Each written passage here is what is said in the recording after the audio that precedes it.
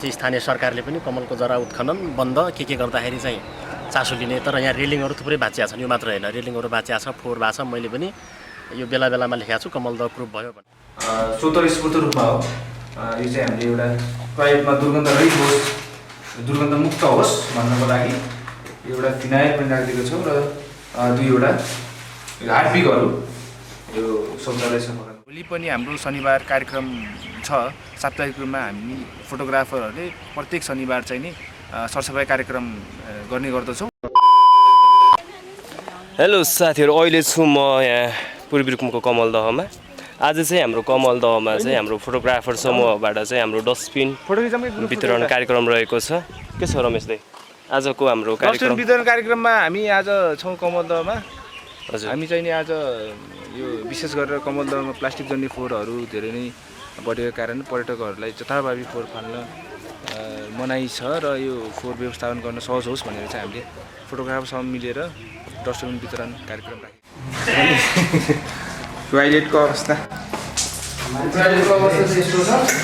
यो स्वतस्फूर्त रूपमा हो यो चाहिँ हामीले एउटा टोयलेटमा दुर्गन्ध रहित होस्, दुर्गन्ध मुक्त होस् भन्नको लागि एउटा फिनाइल पनि राखिदिएको छौँ र दुईवटा हार्पिकहरू यो शौचालय सफा गर्नको लागि।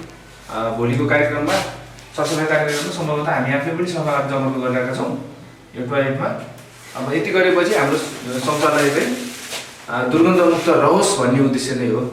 निराजन सर, स्वागत छ हजुरलाई हाम्रो यो कमलतालमा। धन्यवाद। अनि हजुरलाई चाहिँ आज यो कमलतालको यो फोटोग्राफरहरूले गरेको डस्टबिन वितरण कार्यक्रममा चाहिँ तपाईँलाई कस्तो लाग्यो कार्यक्रम?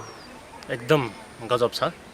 यो आज मात्रै होइन, यहाँको स्थानीय फोटोग्राफरहरूले, यो विशेष गरी कमल द फोटोग्राफर जुन नाम दिनुभएको छ हजुरहरूले, उहाँहरूले बेला बेलामा यो कमल दहको बारेमा चासो, चिन्ता होइन, यहाँ चाहिँ बोट बिरुवाहरू भाँचे, फुलहरू रोप्नुपर्छ, उजाट भयो, पानी चाहिँ छैन, यहाँ ढलालियो, यो यावत कुरा उठाउनु भएको छ। हामीले समाचार सम्प्रेषण पनि गरेका छौँ।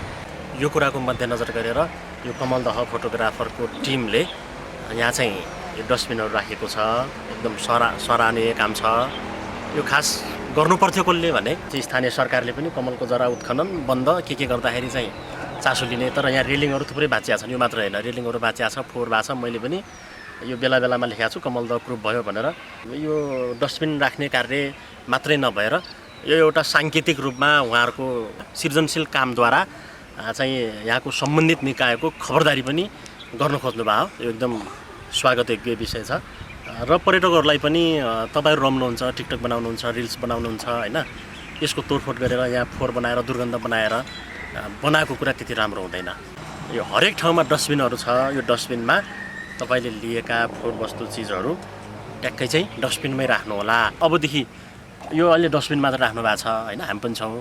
त्यो अटेरी गर्ने टिमलाई चाहिँ उहाँहरूलाई पनि कारबाही पनि हुन्छ। यो चाहिँ सचेत होस्। यहाँ चाहिँ अब स्थानीय सरकारले, सम्बन्धित निकायले होइन, जिल्ला प्रहरी नजिकै छ, उहाँहरूले नगरे पनि यहाँको स्थानीयले, फोटोग्राफरले, हामी मिडियाकर्मीले देख्न बित्तिकै तत्काल हुँतिर स्पष्टीकरण माग्ने हो कि कारबाही के गर्नुपर्ने हो त्यो चाहिँ गरिन्छ।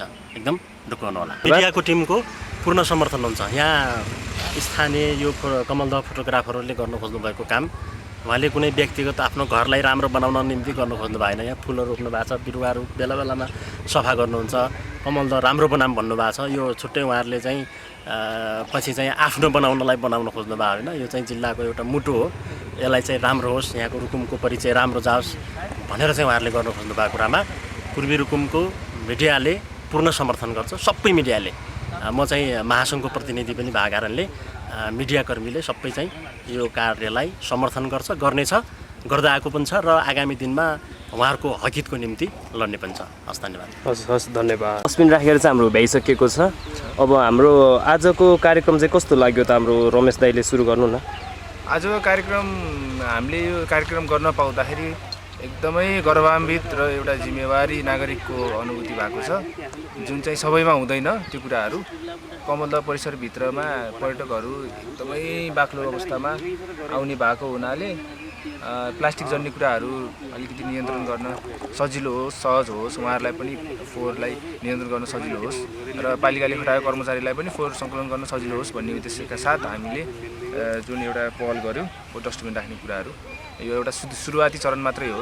आवश्यक परे हामी फेरि पनि यस कार्यहरू चाहिँ पटक पटक राख्ने योजनामा छौँ र शौचालय एकदमै दुर्गन्धित भएको हिसाबले र दैनिक रूपमा हामीले पनि प्रयोग गर्छौँ शौचालय र बाहिरबाट आउने पर्यटकहरूलाई पनि एउटा छ्या भन्ने कस्तो रहेछ यहाँको शौचालय व्यवस्थामै नै हुनै नसकेको कस्तो दुर्गन्धित शौचालय के हेरेर बसेर मान्छेहरूले होइन सरसफाइ नै छैन भन्ने एउटा नहोस् एउटा नराम्रो सन्देश बाहिर नजाओस् भन्नको लागि चाहिँ हामीले 2वटा हार्पिक अनि एउटा फिनाइल एउटा ब्रस चाहिँ सफा गर्नको लागि हामीले शौचालयमा हाम्रो तर्फबाट सहयोग स्वरूप स्वतस्फूर्त रूपमा हामीले राखेका छौँ। सबै भएर एउटा रमणीय ठाउँ छ, प्रकृतिमा रमाउनुहोस्, फोटो भिडियो खिच्नुहोस् अनि आफूले गरेको फोहोर आफै व्यवस्थापन गरेर आफ्नो सभ्य नागरिकको परिचय दिनुहोस् भन्छौँ। हस्त नमस्कार, धन्यवाद।